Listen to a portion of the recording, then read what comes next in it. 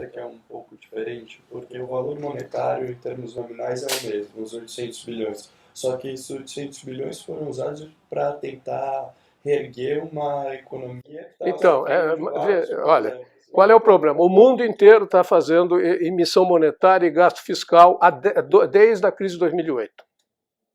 O mundo inteiro, todo mundo fez. Por exemplo, os Estados Unidos, só nos últimos 3 anos, o déficit fiscal dele é de 7 trilhões de dólares.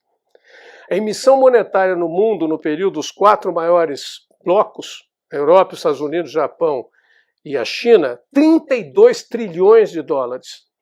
Qual foi o efeito? O problema é a gente ver o efeito. Qual foi o efeito sobre o crescimento econômico do mundo nessa década? Nenhum.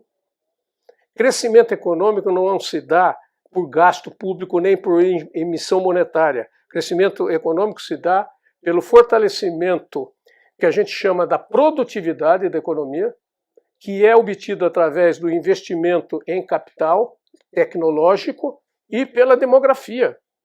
Então esse gasto todo para recuperar a economia, se não tivesse feito esse gasto, o que iria acontecer era uma tragédia do ponto de vista social. Mas a economia iria se comportar parecido com o que se comportou. Por quê? Porque você distorceu alguns setores. Então, por exemplo, você olha naquela gráfica que eu mostrei, na tabela, supermercado. Na hora que você injetou, olha só, você injetou 800 bilhões praticamente, que foi esse auxílio emergencial, auxílio para motorista de táxi, caminhoneiro, etc, etc.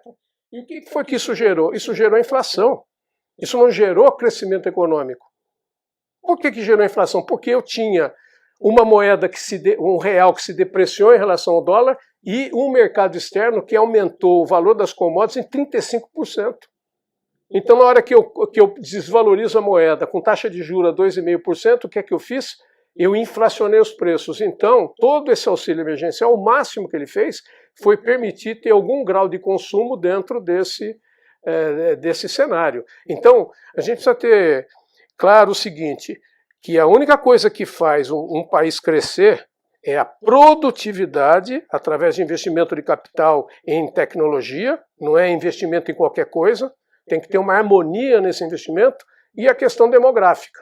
Os países que têm demografia decrescente, como a Europa, Itália, todos os países da Europa praticamente que estão envelhecendo, o que vai acontecer? Eles não crescem. O Japão não cresce há 12, 14, 15, 20 anos.